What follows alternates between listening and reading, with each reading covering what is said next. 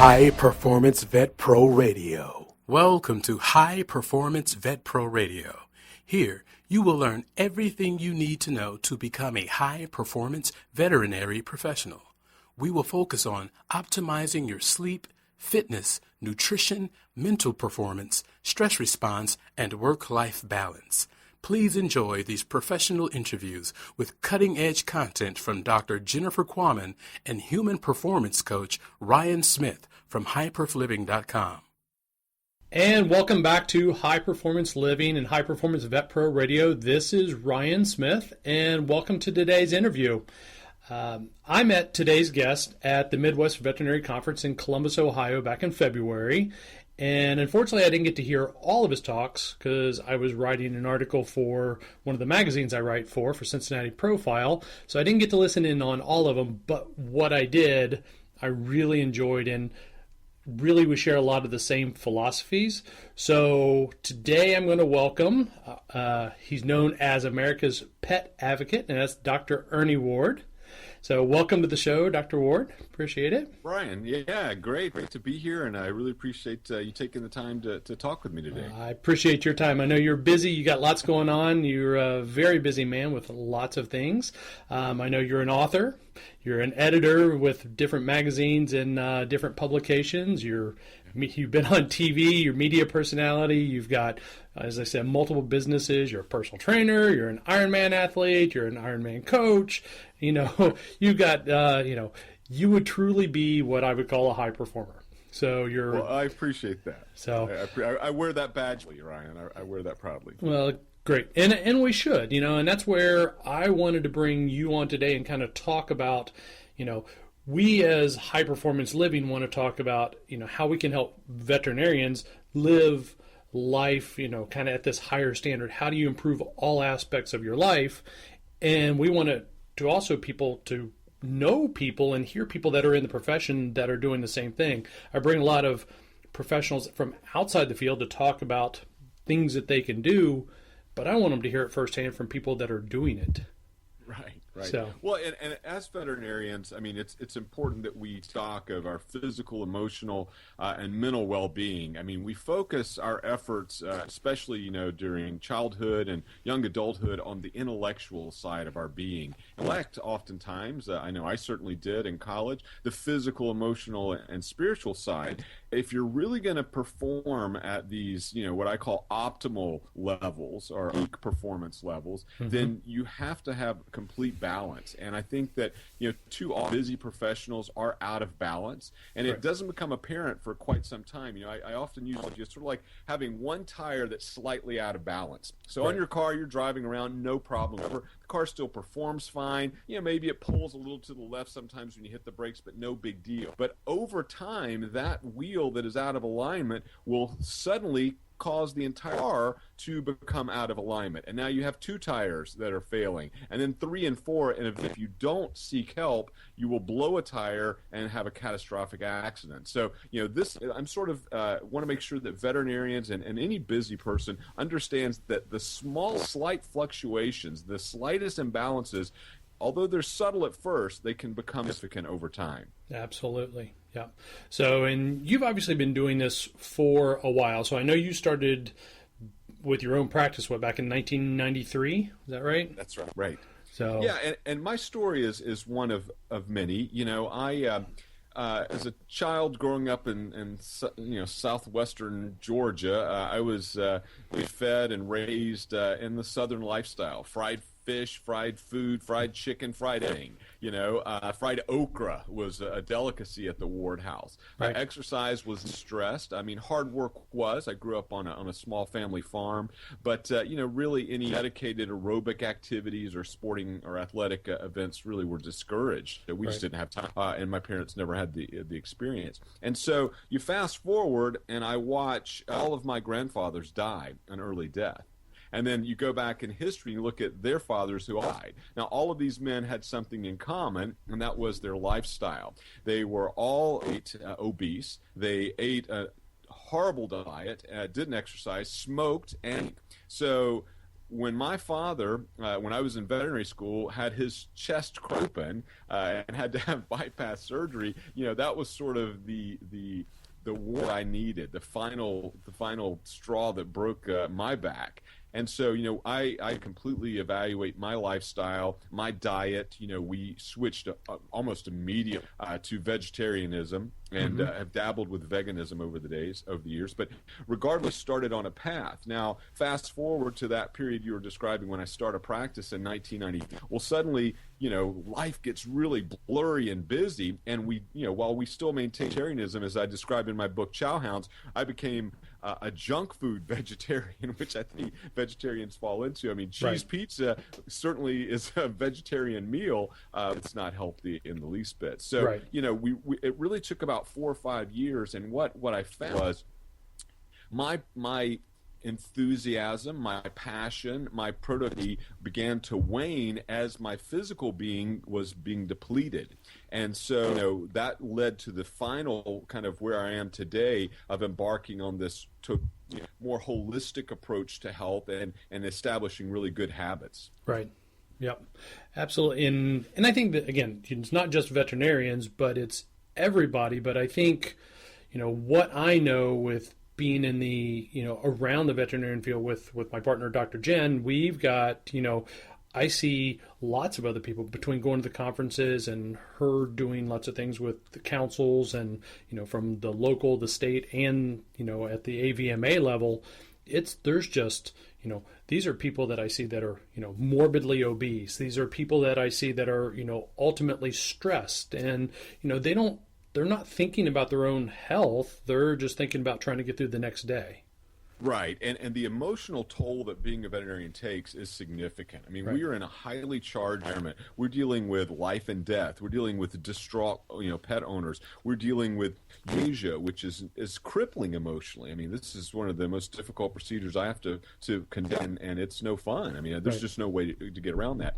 And so then what happens with that stress? You rely on coping mechanisms and habits to today or to face the next day. And this is where, if they're unhealthy habits, overeating, indulging in alcohol or substance abuse, or just not connecting with a spouse or loved one. I mean, all those negative behaviors, that leads to, continued, depression. It leads to continued weight gain. It will your productivity. And so what I try to encourage people to say is that, look, I can't take stress of being a veterinarian. I'm in it just like you. Right. But what I can do is help you cope with it. That is all the difference in the world between being happy and successful and sustainable in fashion versus burnt out, disillusioned, and ultimately leaving. Right. Yeah, absolutely. So, the big thing, so both of us are personal trainers. We're both coaches as far as endurance coaches, me primarily working with runners. I do have a lot of triathletes, but also, everything from the beginning 5K, but also up to an ultra marathoners that I've worked with, so we're used to working with a lot of obviously high performance individuals, but the veterinarians are high performance as well. These are highly motivated people from, the way they're going through school, the way that the competitive nature to get into school, and nobody's helping them and teaching them this, that they're going to have to deal with this through their entire career, right? Right. And I think too, sometimes people see me or people like you and others, and they go, look, I have zero interest in putting myself through that. And that's fine. I certainly like athleticism and particularly, endurance events, because that is a way to satisfy part of the physical well-being that I need. So it keeps me in balance. But that doesn't mean that yoga can't do the same thing, swimming can't do the same thing, horseback riding. I mean, it doesn't matter what your passion is. It's fine and following it. And I do believe, of course, in keeping a strong, body and mind is essential to our success and happiness. But the reality is vets, don't have to do these outrageous physical feats to be healthy and balanced. But you've got to do something, because what happens for most veterinarians is at the end of the day, they are so out and stressed, they go straight home, eat a high-fat, high-carb, high-sugar, maybe an alcohol or some substance, and crash out on the couch, and that is not going to sustain you. You will be able to do that for about 10 years, and then you're toast. Either you sort of go through this renewed, you resurrect yourself, or you wind completely spending the next 10 years of your life in utter unhappiness, just not being good for the profession. And that's what I have a problem with. Right. Absolutely. It's like, I'm not asking for people to have six-pack abs. I'm not asking for them to go out and do, huge events or whatever it is, whether it be, a Spartan race or, they're the Tough Mudders or doing, triathlons or running marathons. It's not about any of that stuff. It's about, if you have a 200-pound animal that's in your office, if you're a small animal and you have to get down on the floor because you're obviously not going to get them up to a table, can you squat down and actually touch this animal? Can you get down and be on their level? Because you probably know about the behavior and what what it takes whenever you're above the animal, right? And there's so much that goes on there. But if you can't squat down and you can't move, you're asking for trouble. Yeah, and Ryan, I'll tell you, I've over my couple of decades and a half in this profession, I've seen other professions to learn success secrets from them and what allows them to be successful. And I think it's a note, the number one reason for retirement for dentists isn't because they're burnt out, isn't because they have made so much money they can retire. It is due to lower back injury. And so this physicality, and when you look at the studies, the dentists who very early in their career adopt ergonomic techniques, they strengthen their core. They do all these steps to prevent the injury. They continue to practice dentistry into their 60s. But the ones that sort of neglected it, maybe you put on rounds in their 30s and 40s, well, they're out of the game by 50. Right. And that really a lesson early in my career that, like you're describing functional strength. I mean, so we need to be able to kind of pick up a Labrador or restrain, a St. Bernard or whatever it is we have to do during our daily routines. But don't forget, not only does our back have to hold up, but our spirit has to hold up. And long gone are the days where we view this as the mind and body as separate entities. This is one interconnected unit. And if one of us is out of balance, I will tell you, you will not be able to sustain in this profession. That's what I see people that literally they're 10 years into the profession and they are falling apart at the seams. And it breaks my heart because you rewind the tape and you go back to this young, enthusiastic, ready to take on the world, young veterinarian, and now 10 years later they're driveled, they're so hollowed out, they have no more soul and spirit. And what the heck happened? Right. And you know what happened? We didn't teach them how to cope, then seek it out on their own, and we now have a disaster. Right. Absolutely. Yeah. And I've worked in the financial industry. I've seen the same thing, how the people that are sitting behind a desk all the time, it is just, again, it goes across everything. And you think about even with the kids growing up now. So, what we do the same thing to our kids, right? We've removed physical activity from the schools because that's the funding is cut. So we remove the physical activity because we got to educate them. So we sit them in a classroom for 8 hours, or then we put them in a classroom in college for 8 hours or more, right? And nobody learns to move anymore. And nobody learns how to take care of themselves. They don't think about what are the effects of all of these things. It's like, how does this affect my brain? How do I think, right? Yeah, I agree. And so what I'd like to talk about now a little bit, if it's okay, is I think most people listening get it. We know we're unhappy, unhealthy, we can do better. Right. But, what are the things that in my personal life and what you do in your personal life that actually make it real? Right. Because that's where I think, we lose people. Because in the time that you're going to listen to this podcast, you could have made tremendous changes to your body and spirit. You could have been walking. You could have been on a bike. You could have been on a treadmill. You could have been running around your neighborhood. I don't know what it is. You could be walking your dog at the beach. But you could have been doing something that's going to benefit you. And I think the first thing that I try to teach anybody or influence anybody is that every moment counts. I mean, we're either making a decision that makes your life better or worse every instant. I think that, I remember studying and learning Earl Nightingale as a child. My father kind of turned me on to some of those power of positive thinking and living, Right. gurus back, when and we think about, you can only hold one instant in your mind, one thought in your mind at a given time. And so are you making it better? Are you making it worse? It's a very simple decision. I mean, you choose to put something in your mouth. Is it making your body healthier, stronger, more vital, or is it? And that's not to say that I don't enjoy a cookie or ice cream from time to time, but the key is time to time, and it's a reward. I mean, it's so the first thing is to approach every moment of your life as, am I getting better or am I not? And so I think that's the first. When I wake up in the morning, I will say that the most important thing I think that people do begins the night before.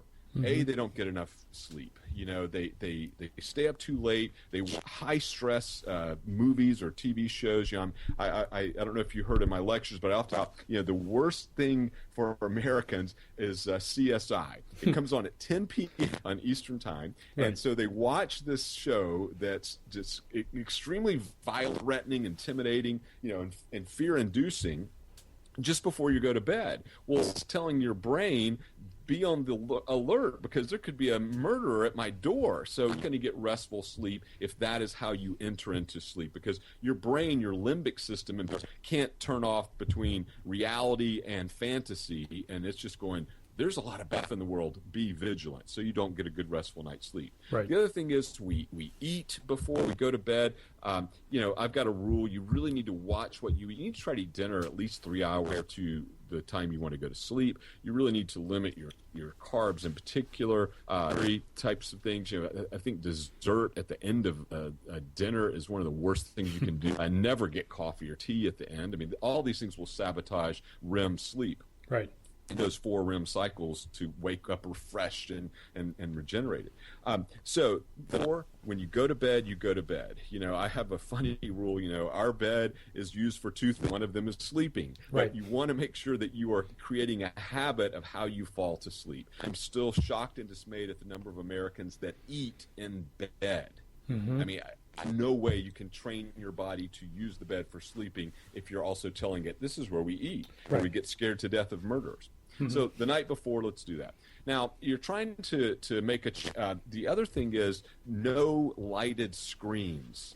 That is, this is what frightens me the most about the young children. And we have to take very strict, I have teenage girls, and this is just a hard, fast rule. I mean, those lighted devices, I'm talking iPhones, the iPads, even the computers, are emitting blue wavelength light, which absolutely suppresses melatonin, which is what you need to go to sleep. So you've got to turn. In fact, I will say, do not bring your cell phone into your bedroom. It is a distraction. We've gotten so used to checking our text and Twitter and email, every 5 minutes that brain is going, it's right there. I need to check it. It's right there. I need to check it. What if something is breaking? What if there's something I need to respond to? You got to get that away from you. Leave it downstairs. Leave it in another room. Don't park it in the room with you because it is going to lead you to anxiety.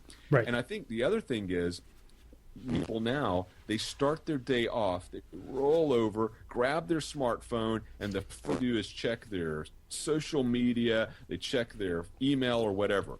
And that's dangerous because you've just allowed someone else to dictate the start of your day. I am a selfish person. When my day starts, I want to own that start. Yep. So take these electronics out of your room. Get up early.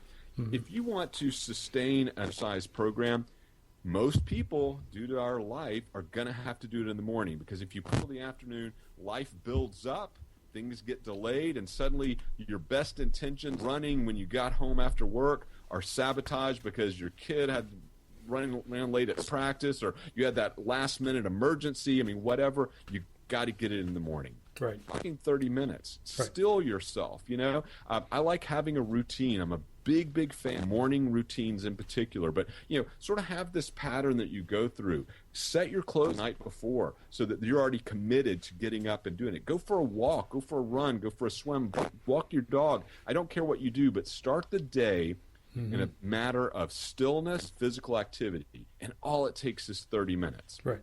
Yep. When you come back in, again, where I want you to be careful with your nutritional choices. Don't go chow down on, little dish or, a really high sugar meal. I'm kind of anti-sugar, if you haven't been able to tell that. But we Me just too. don't like these big glycemic spikes. Right. I don't like what insulin does to the body in excess. So, I want you to start to do that. I mean, there's a lot of other things that I personally probably would sound wacky. I'm a big fan of inversion tables.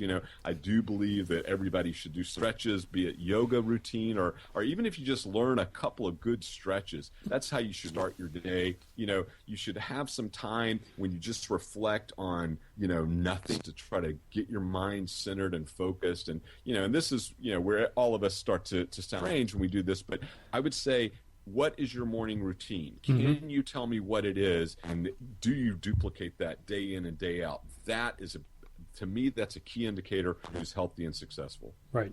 Yep. I'm in 100% agreement on everything that you say there. I mean, it is, and again, we start to sound kind of wacky when we start talking about things because that's where the next thing comes up. And it's like, how do I fit this into my day? Because I am so busy. And it's like, but here you are as a person who's doing this and who's excelling in business, in practice, and everything that you do.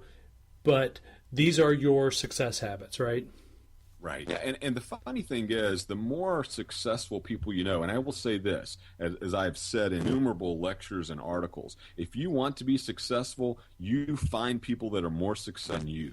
You don't take advice from people that are less successful from you. Right. I mean, I'm a big believer in that. So when you start to surround yourself with these really, really high achieving people, you find some common denominators. And I will tell you that rituals are a common denominator. I've got friends that are wildly successful, and we all do certain things, and we do it every day. And when you kind of upset the apple cart, our day doesn't go quite as well, because we have gotten this we get this power, this energy from this rule, this pattern, this habit. And, we rely on that. That centers me. My mornings, are very, very important. I mean, we had a daughter that was sick a couple of weeks ago. So my morning routine was shot. All these things I just described completely go out the window, right? Because she's got a fever, they're vomiting. I mean, they're really sick. So you're up all night. You're, up at the crack of dawn. You make sure your baby's doing okay. Right. And those are the days that are the toughest, because you never get your footing back. And so I will say that when you feel that out of control feeling, it's because you never even started in control. Right. When you feel out of control, you never attempted to gain control.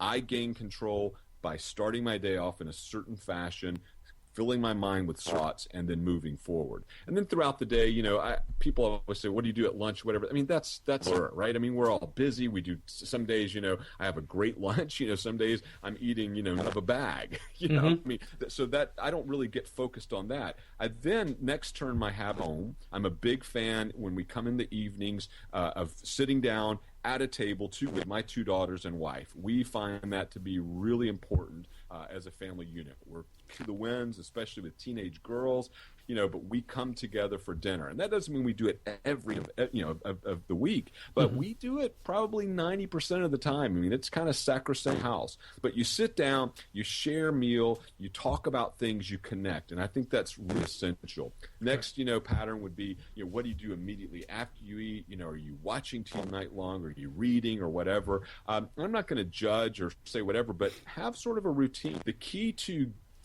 the evening routine to me is setting an early bed. I tell you right now, the most successful people I know, we all do one thing. We go to bed early, we get up. I mean, it is almost to a person. I can tell you, we all are like, yeah, man, it's 9. I've got to be in bed. This is ridiculous. And over the years, as I lecture and go around to these places, people will say, well, let's go to dinner. And it's like, sure, if you can take me out at 6 o'clock. Right. Exactly. And it never, of course, that doesn't happen. But the reality is you've got to focus, because that next day, you have life. And I just don't want to waste it away, watching some stupid TV show. I want to do things that are meaningful and helpful and give love and compassion to my family. No, absolutely. And I think that's why whenever we were at Midwest, it was like, okay, this is somebody that we need to talk to, because these are all the things that, I can preach it all day long, but people also need to hear from other people that are successful in doing this. So I love what you're saying. This is absolutely, spot on with what I feel. So I'll tell you too, if it's okay, just one quick Sure. thing. One of the things that I've found, and certainly, I am a veterinarian foremost. I do all my other stuff, but I've helped a lot of people lose weight and complete 5Ks and marathons and triathlons. I mean, just like you. I mean, but I dabble, right? One of the things I found early on with trying to help people resurrect their life, improve their health, was an exercise, and to this day it's held true. And most people, and I'd love to get your feedback on this. If I'm trying to help somebody, so they come to me, they say, Ernie, gosh, I'd really like to. I mean, my life is out of control. I'm just trying to, what can I do? And I said, here's the first thing. Before I can help you or anybody can, I need some data. I'm a data-driven scientist, so I got into medicine. So here's what I want you to do. Give me some data. The next week, I just want you to do something just on a piece of paper, on your iPhone, whatever. Somehow log everything you eat and drink and your basic activities. I mean, I don't need you to, if you're counting steps, that's great. But, if you go for a walk for 10 minutes with your dog in the morning, whatever, just do that for a week and then send me that file. And Ryan, that is the determining act.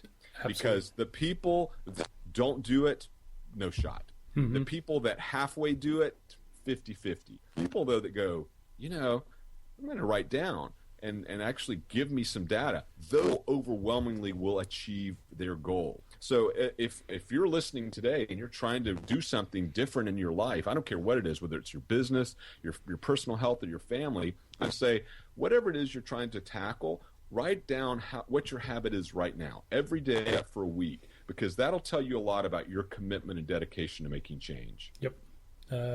Absolutely. And me doing this for so long, it's that same thing. Let's log it. I need to know where you are. So, it's hard to make any change if you don't know where you're starting, right?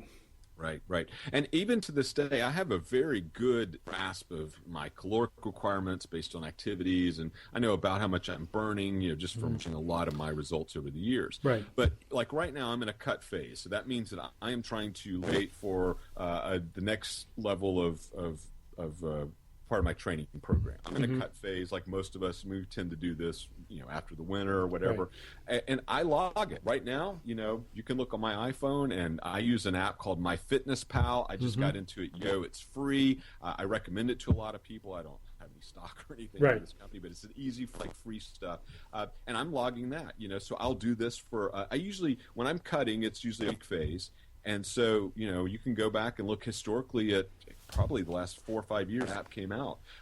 You can look back at what I've done during different phases. So even me today, and I'm a pretty disciplined person as far as eating and exercise, I will log it just for me to shave that extra 200 calories per day or whatever it is my target is. Right. Yep. No, I absolutely. And I'm a big proponent of, and again, dealing with veterinarians who are data-driven people. With me, if I want to create some change, I want to see, and not just that, we as our part of our high performance living business, deep dive. We actually work with things where we're actually monitoring your sleep, so we can actually see what your heart rate variability is. What is your nervous system doing while you're sleeping? Are you recovered? Are you way out of balance? What's your heart rate doing? Are you sleeping well? So we can see that. We want to see your nutrition. We want to see, what is your heart rate variability and your stress level. So we can start making these changes. What is your movement quality? Whether are you moving, just like you said, are you tracking stuff? We talked about at the conference, I do a lot of the functional movement stuff, and it's a way for me to quantify how well somebody moves. And absolutely, if I can see the data, I know where we can go and start making changes. Yeah, and I'll tell you, I still to this day lament the Zeo. Zeo was an incredible sleep monitoring system that actually measured EEG brainwaves. My wife and I wore them. I've written a couple of articles back when they were in vogue. We used to call them the coal mining, lamps, because it looked like a little thing. But regardless, I learned a lot about what gives me restful, restorative sleep just by I was active for the couple of years. Right. And I still have those units. There's no updates on the apps, and quite frankly, the contacts on mine are wearing down. They used a silver coat wears off. Right. But regardless, you have to have the data. For example, the Zeo taught that if I took one of the supplements that I take, astaxanthin, at in the evening at bedtime affected REM sleep. Now, I would have never, ever discovered that or even known that decreased, almost by one REM cycle. Taking that supplement. It also taught me, for example, I have zero tolerance for red wine. Now, I enjoy, I will drink a glass of wine, 2 or 3 times a week, but I will not drink red wine because my data taught my body doesn't handle it. Right. Another thing that I'm a big fan of, and again, they're going to be, but that is genetic analysis, profiling of yourself. Right. My entire family, the 23andMe, which is a great, service. But it's important for them to actually get baselines.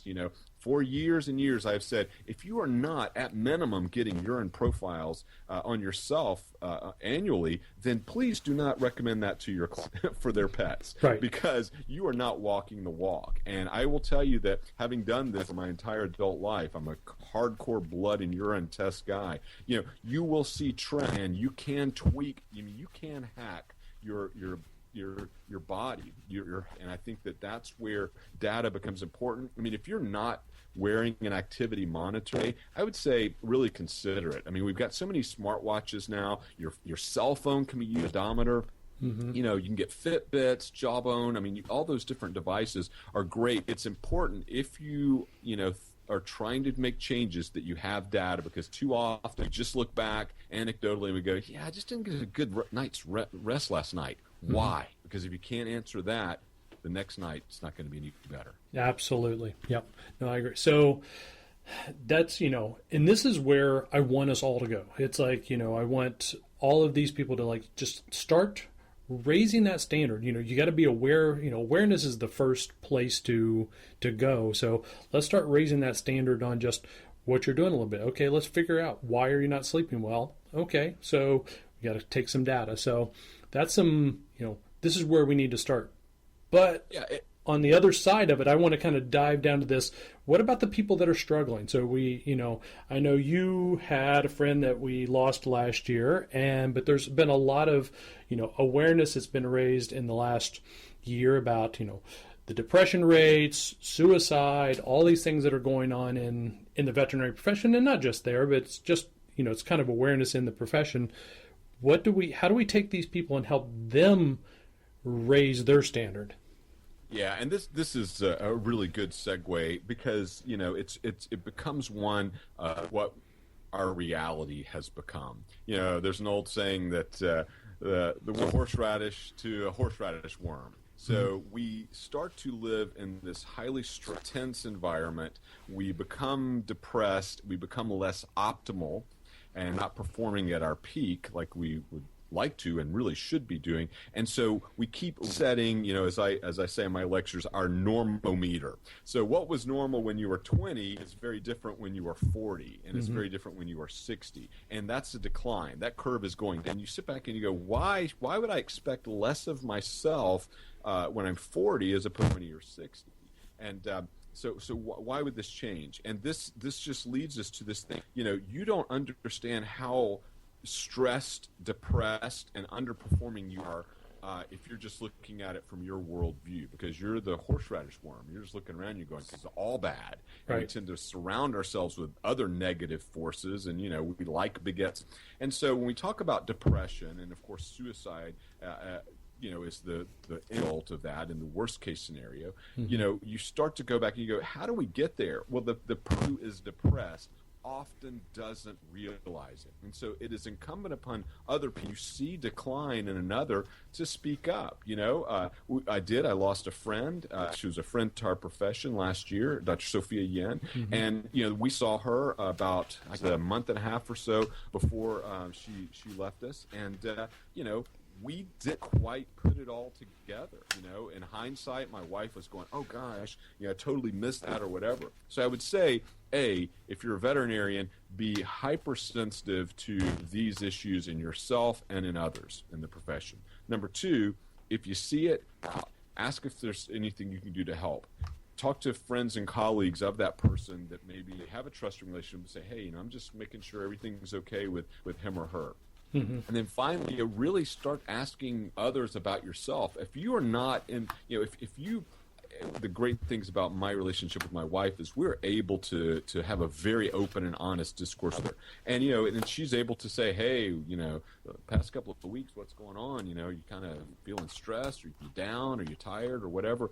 And we, and vice versa. And I think if you don't have that person in your life, you need to seek it out, because you need a reality check. You also need who's going to continue to push you, because it is very easy in life to plateau and hey, I'm pretty successful, or I'm doing okay, and that's really not okay. It's not up to potential. What I found is that I was wildly successful early in my career, and I thought, wow, this is great. But I was starting to fall into some unhealthy habits, and mentally and physically just sort of not where I wanted to be. And then when I sort of fought trend, came back, I realized, wow, I wasn't doing half of what I could do. I mean, I am today much more work and completing more things than I was in my 20s. And here I am almost 50, and I feel great about that. I lost my father a few months ago, and it was interesting. We were having these conversations. And he had a long battle with cancer, and although he still left too soon, we knew it was coming. And the interesting things he said, he kept saying, the rotten thing about life is when really living life, he goes, it never slows down. And he wasn't slowing down. I mean, before he died, he was doing some extremely physical activities, and which is exactly how you be. You want to go out on a high note. Right. But the reality is, for so many people, we just this gradual decline. We let the bell curve catch us at the end, and we go, this is normal. Gosh, I am 45 years old. I am 35 years old. Whatever age you say, and you guys, it's normal not to feel the same as I did when I'm 25. I call baloney on that. Right. I do not agree with that. I don't believe that's how we were designed physiologically. I mean, systems are designed to work a very, very long time, 100+ years. We want to make sure that we're doing things to ensure that we can stay as sharp as possible. And don't blame your genes, because we know now from the study of epigenetics that only about 30% of what's going to happen to you is determined solely by your genes. The other 2/3, it's by how you interact with those genes. Yep. That's what we're talking about. Yep. Absolutely. I mean, that's, again, so much the core of it is you've got to take care of yourself. You've got to live life to its fullest, right? What is your, what are your things that help you to, find your passion and live your passion, right? So like your dad, he was all the way up, through the end. I actually had my great-grandfather, I can still remember to this day that, I mean, like when he was in his late 80s, he had a tractor roll over him, almost crush him to death, came back the next year and had a tobacco base, and he was had his last tobacco base in eastern Kentucky whenever he was, like 93. He was still farming, and get up every day, 4 a.m., boom, out there, and it's that work ethic and what you do and how you live, right? Yeah. And the danger with this is there is, in our society in particular, there's this sort of belief that if you're depressed, if you're just not performing well, you're just not working hard enough. You're just not tough enough. You're just not worth enough. And I would always caution people to say that, look, depression is a real disease. It's something getting the flu. It's an awful thing. Right. But, the reality is there are symptoms and there are tests and there are treatments. And so, when I get mental illness, depression, decreased productivity, lack of enthusiasm, all those things, they are problems with solutions and great hope with all this. Often, I'll be honest with you, having given hours of these types of lectures that I'm just like, gosh, I know that somebody may hear this today in this room, and you walk out of some of these rooms, you're just like, gosh, nobody really that I was talking about. But the reality is we have to keep talking about it. It has to be in the forefront, because if it is not, then we are going to continue to lose people. This is a highly stressful environment. And if our profession truly is going to get to this next level, because I think we're just started, we are going to have to overcome this and within each of us become the performance individuals that we are destined to be, and not allow the world to and in any way reduce our potential. Right. Absolutely. So I've got two last questions here kind of for us to finish up so we can kind of know you got a lot going on today, and so I kind of want to obviously be cognizant of everybody's time. But so one of the things that I want to really ask you, and I know you talked about a little bit about losing your father a little bit ago, but everybody has struggles. We're not always up. It sounds like whenever you're up there talking, or whenever you're listening to you on this, the podcast here, everybody's like, oh my God, these are the people that are always up. I can't relate to them because that they're always so positive. They're always so up. It's not my life. So tell us about a time whenever you had a major struggle and how you dealt with it and how you kind of overcome that. Oh, yeah, and I'm still struggling with the father. My father, of course, like many people, the most important person in my life. My mother alive, and obviously she's very important, but, I'm a son to a father. I was the firstborn son. When all of these things start to happen, I mean, it's unfair, you're angry and stuff. I am fortunate because I do have religious faith, and I feel that's that spiritual component, so like you lock down the intellectual, check. You're smart people, you're listening to this podcast, you went to vet school or tech school, I mean, you're smart performers. Right. Check. Then you look emotional. Hey, I'm happily married, I have kids, I mean, whatever, so maybe that's fine too. Physically, I can run a fine. But we can't forget that spiritual aspect, because when I find that I'm most down, challenged, and feels like the world is a burden, and it's like, why do I want to keep going? I mean, really, do I have to travel to Kalamazoo to give this lecture? Because, they don't want to hear me. Feel those things, those negative thoughts that start to fill it. At least I've got the spiritual, component to sort of buoy my soul. And I think that's really important to have. Again, I am, I'm a Christian, so that means I have one set of beliefs, but really, and at the risk of offending my minister, as long as you've got something spiritual, I'm okay with that, right, because I know that's a step in the right direction for filling that void. But I've had, I really, it was interesting to watch other family members sort of, as we've all gone through and evolved in our grief, process. Mm-hmm. And I will say that having all of those things in balance really has me deal with what I guess is going to be the hardest thing that Anna's going to deal with is losing the father. It's going to suck when I lose my mom, but I've really been steadied by that. I also think back to a time in my veterinary career when I was a solo practitioner. I'd been doing about 10 years. Wildly successful. There was 3 of us at the time that had broken over $1 million in gross, and the 90s, so this was a big deal at the time. And I was the only one who did it. Well, I shouldn't say that. Dr. Chang, I didn't do it. We didn't have boarding, and the other guy in Texas had boarding. And so I was literally at the limit of what I could do as far as hours work, managing personnel. I mean, I had, I guess, probably 34 or 36 full-time employees for one vet. At that time, it was a massive operation, and I really was just doing it because I had to do it, and I kind of wanted to see what the limits were, and I pretty much found them at about $250,000 at the time. So, I found myself getting down, and every day when I would feel down and depressed and just like, why, clients coming in, complaining, people just angry, whatever, I found a real easy, the temptation was to eat, to drink, to do, to do, and the way I got through it, man, was I would just say, nope, I got to go for a run, got to go for a swim, I've got to do something, and it would take me away from it. And I felt selfish. Wow, you're going to leave your kids and your wife and your practice. You got to do it, because if you step away for that 30 minutes, hour, whatever it is that's your sweet spot, you will not be able to persevere. And so, when people are listening to this and they're going, they can't relate to it, there's just no way I can do it.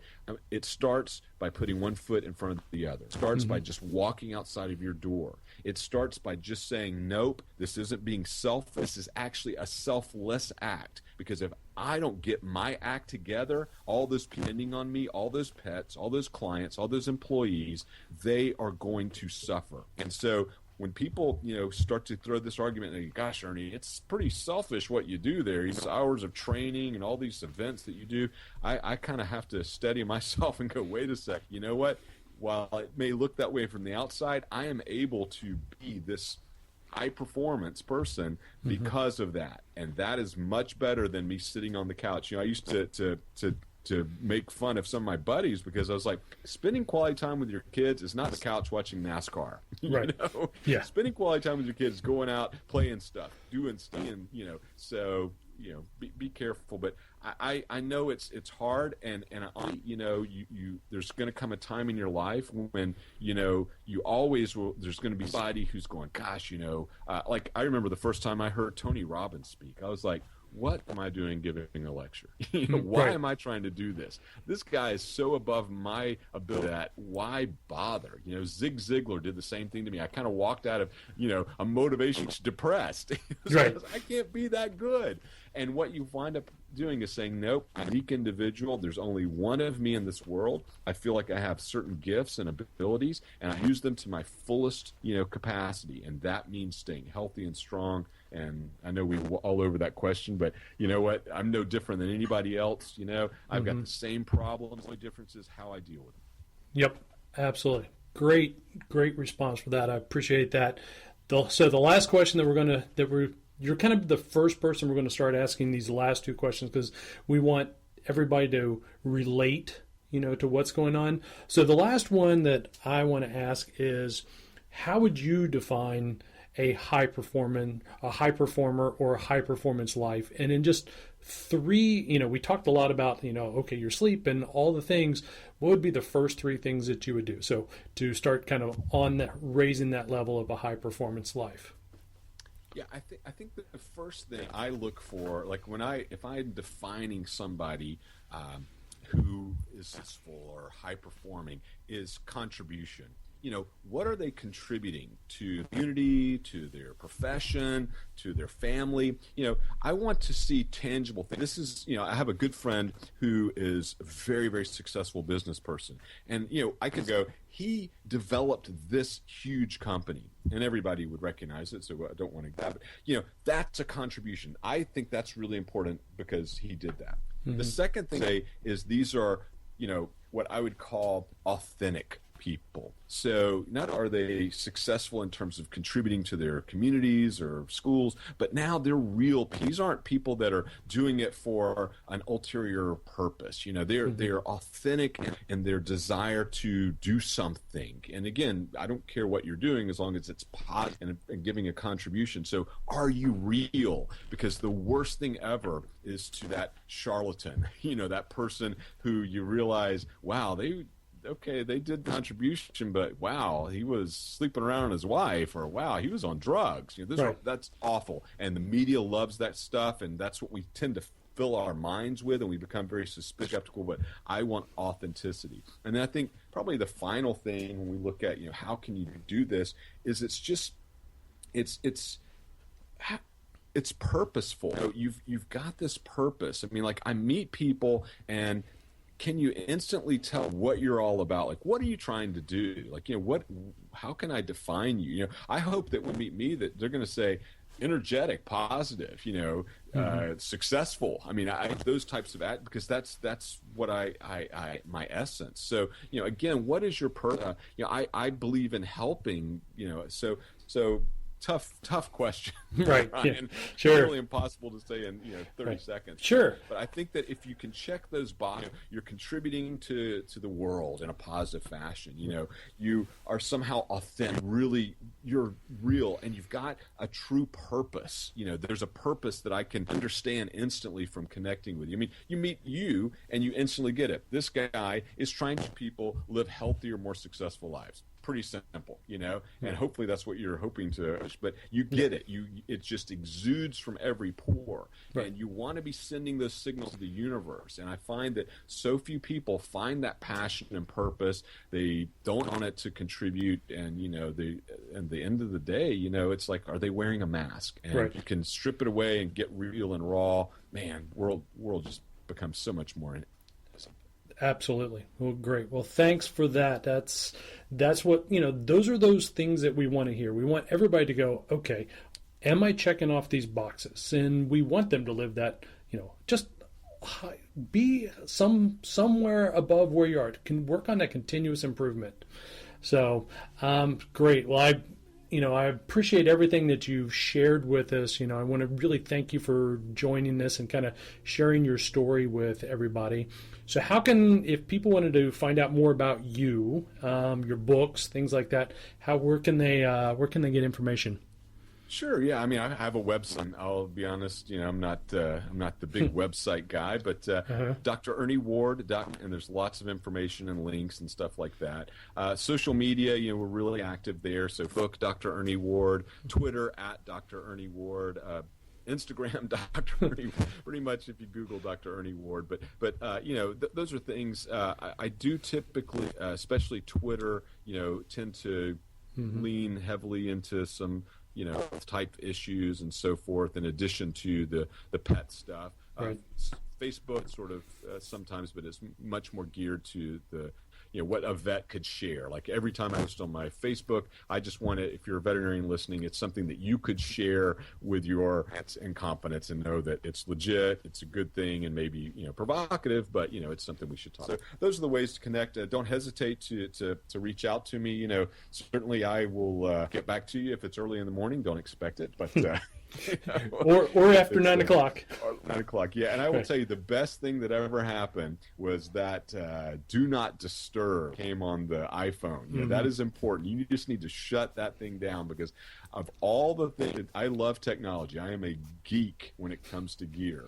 But the reality is, it's becoming intrusive into our personal space and lives, and we have got to shut down. You have got to fast from these devices from time to time, or our species is going to burn out. Absolutely. It's funny. I was talking to a guy. We were doing some future stuff, and we were talking about implantable devices. I've got a phone call later today with a friend of mine who's very big case, and the big thing is the neural interface that would allow you to communicate with computers, devices, and so forth, and we're raising, these are some frightening questions, and this is all going to happen in our lifetime. And what if there's something that you could just implant in your body somewhere and you're always on, right? Yep. Have concerns. Absolutely. And I don't know that our biology is necessarily keeping up with the technology yet. We're still ancestral in so many ways, but technology has, come so far. And I don't know that we know the full effects of everything that we're doing. Yep, for sure. So, again, thanks for doing what you're doing, Ryan. Absolutely, appreciate it. Well, I just want to say, everybody, we appreciate you listening. Thanks for joining us again here with the High Performance Vet Pro Radio.